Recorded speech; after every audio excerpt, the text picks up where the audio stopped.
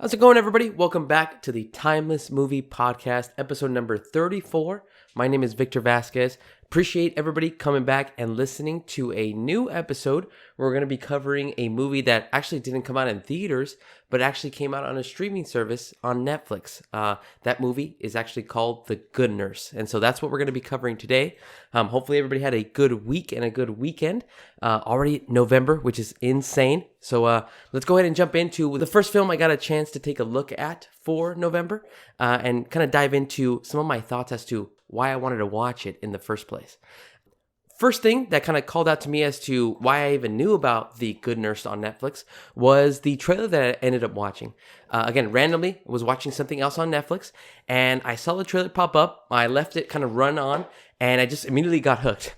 The first words I saw were based on a true story, which immediately makes me kind of take a movie a little bit more seriously than other Netflix movies that have come out before.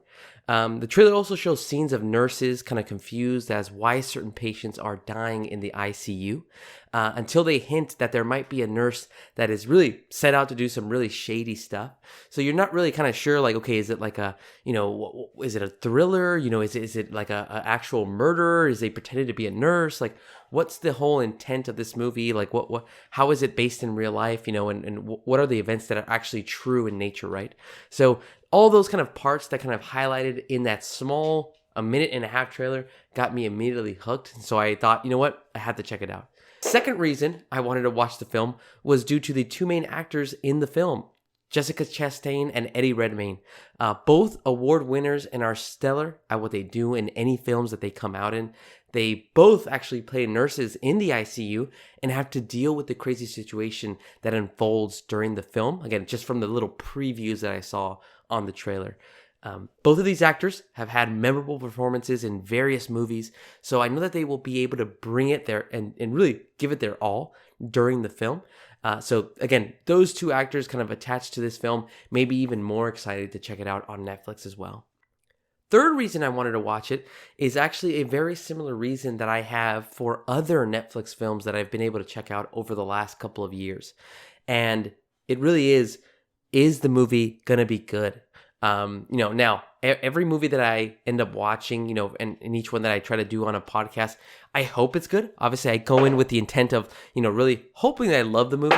Obviously, that doesn't happen all the time, but most of the Netflix films specifically that I've actually seen over the few years have been okay to good, never great, never, yeah, I really love this, or like, yeah, I would definitely rewatch it again.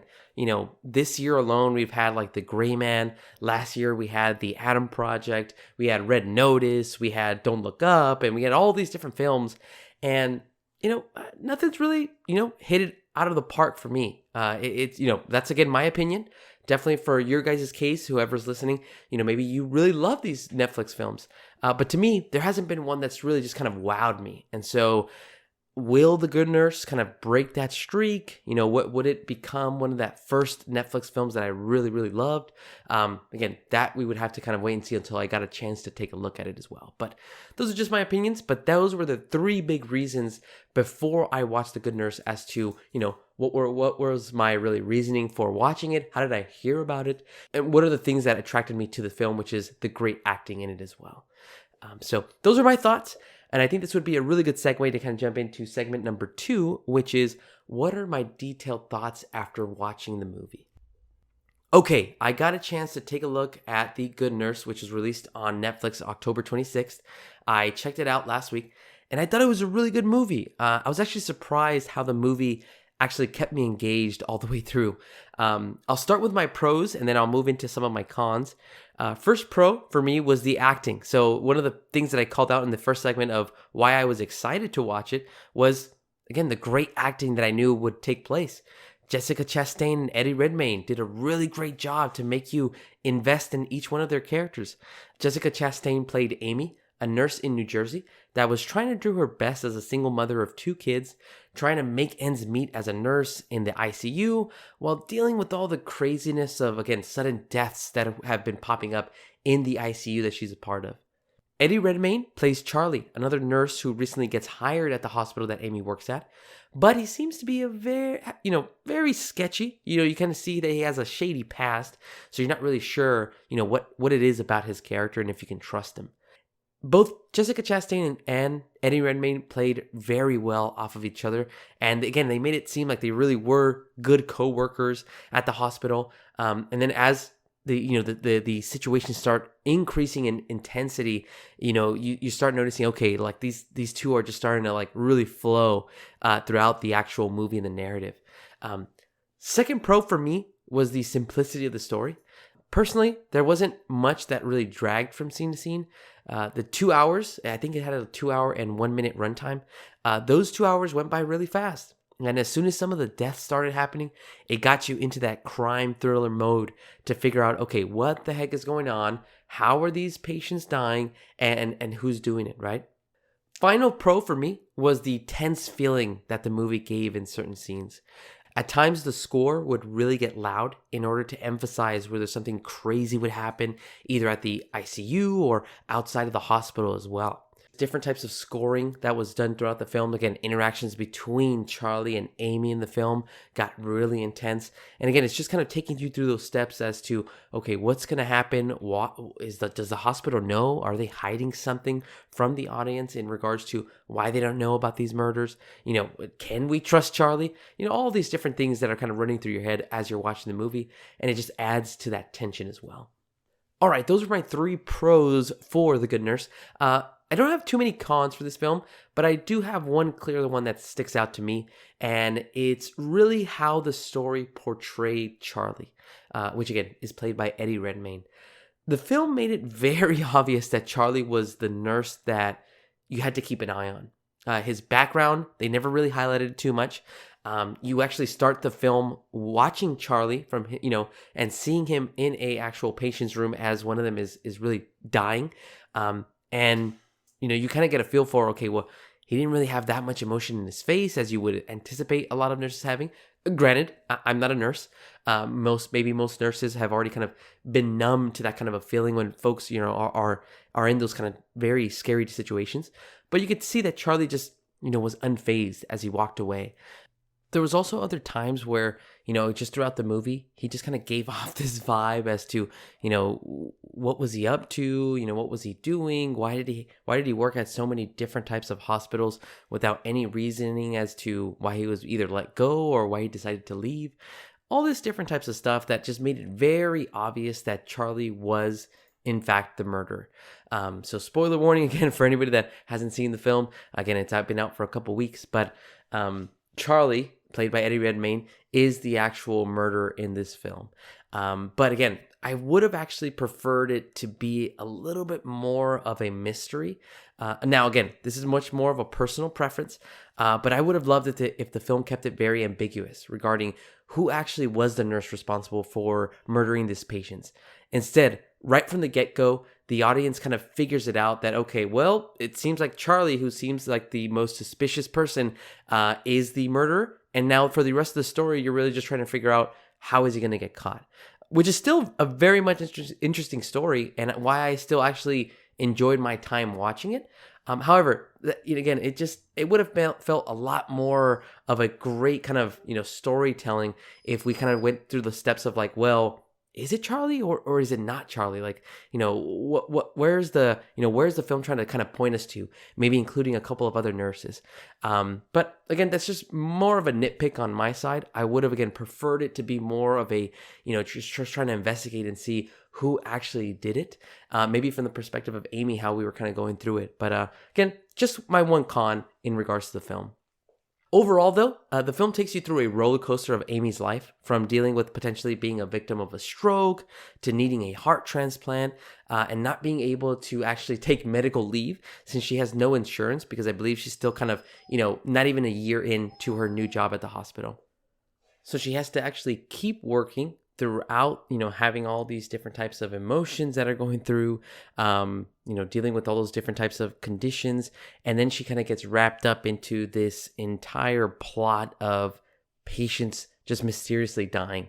And then again, she ends up finding out that each one of those patients their deaths have actually a pattern, which is that they all have large amounts of insulin in their blood that should not have been there in the first place. You also kind of get to see from two different sides of the film. One of them is obviously predominantly through the eyes of Amy. She has to kind of deal with, again, all the stuff that's going on in her personal life, with all the stuff that's going on with work as well. The other side that you get to see is from two detectives that actually get involved in this case and try to figure out why these deaths are no accidents. And at the center of it, there is Charlie, who basically has really jumped around again from hospital to hospital, trying to do what he can do. But as the film shows, he is just a bad dude overall. What makes his character so complex as well is the fact that he ends up having a great friendship with Amy and helping her make it to her heart transplant date of when she's able to get through it. But how could someone with such a kind heart be able to kill so many people with no regard to their life? It's a very interesting person, and it just made it even creepier. Was like, it was based off of a real person, right? Who committed these terrible acts. And so it just, I can't imagine what Eddie Redmayne kind of had to do to kind of get into character, for various of those scenes. But all I know is that it seems like a very tough job to kind of do. Overall, a very interesting movie, The Good Nurse was, and one that I'm really glad that I got to check out. Overall, I really enjoyed the film and would totally recommend it to folks if they wanted to watch something, from a crime drama, crime thriller type of aspect. And if you had Netflix, definitely would recommend you check it out as well. All right, awesome. Well, now that we've kind of covered the overall thoughts and what I really kind of enjoyed and didn't really enjoy of the film, I think this would be a good opportunity to jump into what my favorite actor or actress's performance was in the film. I mentioned it at the beginning, and I'm pretty sure I sound like a broken record already, but the main reason I wanted to watch this movie was due to the caliber of actors that were attached to this film, which was Eddie Redmayne and Jessica Chastain. Eddie Redmayne played Charlie, and he performed the role really well. I was talking about it a little bit earlier, but he had to portray Charlie as both a kind-hearted and sweet person who wants to help people, but at the same time, someone who has a dark side to them. When you don't really know what his next move is going to be. He also did a really great job to show how Charlie was unstable as a person, just in normal interactions throughout the film. He seemed socially awkward. He just kind of, you just didn't know. You immediately got that sense of, okay, this guy's either just, again, very weird person that's just going to be a side character that won't have much to do, or he's basically going to be the bad guy. And he ended up being the bad guy. But my favorite performance was Jessica Chastain as Amy. The way she can make you believe that she is going through some type of pain at the beginning of the film is incredible. Within the span of 20 minutes, you find out that she has no insurance, she's barely making enough money to take care of her and her kids, and she's going through the process of trying to get a heart transplant. And, how is she, they basically, her doctor tells her, if you don't want to get a stroke, you need to lower your blood pressure and basically not work. How is she going to do that if she's a nurse, which she deals with a lot of high tense situations? So she's going through all that, and you can just feel it through Jessica Chastain's performance. She ends up kind of pushing through and finds ways to kind of interact to bring joy to her patients, even though personally she's going through hell, really. She's, again, not being able to, higher her blood pressure. If not, she's going to have a stroke. She's, on a wait list to try to get a heart transplant. She has, again, no insurance. So it's all these things that, like, for real life, you can feel it kind of just piling on her shoulders. And yet she still finds the ways to kind of make patients in the ICU happy. She puts them first. And it was just incredible how seamless she was able to, again, play that role of Amy in the film and just show a lot of different sides of her character. It was also so cool how she changed her outlook on Charlie as she found out his true nature. Figuring out like that, he thought at first this guy was a sweet guy. He's trying to help me. And then all of a sudden you just completely, 180. You can't trust this person. He's gotten comfortable with her kids. And it's just all this kind of very scary stuff. But at the end, it's also a very surprising turn where even though, yes, he might be a monster, he still helped you out through those kind of, those hard months where you're just kind of trying to make it through your job and not have it be very crappy as well. She balances that very well throughout the movie. For me personally, one of the best performances of the year for sure. I cannot wait to see what Jessica Chastain's next project is, and because I am definitely going to be checking it out as well. So Jessica Chastain as Amy was my favorite performance in The Good Nurse. All right, now I want to jump into my favorite scene or moment of the film. Spoiler warning, if anybody has not seen The Good Nurse yet, definitely go ahead and jump a couple minutes ahead. Or if you want to like this video and then come back after you've seen it, that can also work as well. All right, hopefully that's enough time for a spoiler warning. But one of my favorite moments of the film was actually by Amy when she finds out that Charlie has been putting insulin into patients' IV bags. She comes home and finds Charlie is playing with her two girls. Again, like I was mentioning a little bit before, Charlie kind of helped out Amy through some hard times as she's trying to kind of get through and get insurance. She would actually take rides with Charlie. Charlie would come over and take care of the kids sometimes. It was all this different stuff. But again, she built that rapport with Charlie, so she kind of felt that confidence. But then this day, she came back home after she found out that Charlie was in fact the person that was murdering all these patients. And then at that point, she sees her girls, the things that she loves the most really, with Charlie. And at that point, there was no trust. And in that scene, she tells her girls to go to their rooms. You know, she has to even raise her voice at some point and has tears streaming down her face. Her kids, again, make a fuss. Charlie actually is the one that has to kind of persuade them like, hey, listen to your mom. Go ahead, go to your rooms. And then you just see that like the intensity start rising as the scene goes on. In the living room, it's just Amy and Charlie. And you can feel how uncomfortable Amy feels knowing that, again, she knows the truth. She knows that Charlie is a murderer. And that scene just felt like it lasted way longer than it really was. And again, because you didn't really know what Charlie was going to do. You didn't know if he was going to lash out and do something crazy. If he knew that, like, again, Amy found out. It was just so damn intense. But after talking for a few minutes, Amy tells Charlie that, you know what? She just needs some time to be alone with her daughter. She just needs to be there for them a lot more. He ends up leaving, and you can finally breathe a sigh of relief that nothing crazy happened at that moment. But it was really good stuff by director Tobias Lindholm, again, who directed on that specific scene. It just was a great, great touch that just kind of show off like, okay, Charlie up until this point has not even touched any one of those patients and he's been able to kill them. What happens when he kind of gets cornered into a situation where, maybe Amy knows, how is he going to react? And again, they really portrayed that scene very well. He didn't do anything, obviously, but you could still, you could feel that tension throughout that scene as well. So I really loved it. All right, everybody. Now that we have gotten into the last segment, typically I always try to see if I can recommend this one for theaters or streaming, but it's only on streaming on Netflix. So definitely, again, I would recommend that you check it out. But the most important question on this podcast is, does this movie have the potential to be timeless? At the moment, The Good Nurse is not a timeless movie for me. Although it has great performances and it has a very straightforward story, it has very dark and serious tones, which for me typically is not something I, like to relive or watch over and over again. Again, just my personal opinions. Maybe a lot of other folks like to kind of watch those movies over and over again because, again, it might hit you in a different way. However, if a friend and a family member wanted to watch it or they wanted to kind of see like an investigative crime drama or something like that, I would definitely recommend it and even watch it with them just to kind of see their reactions as the movie plays out. Not taking anything away from the director Tobias Lindholm or to Jessica Chastain or Ed Redmayne. Again, I really love the acting. That was really my biggest highlight of the film and what kind of, again, intrigued me throughout the entire narrative, really.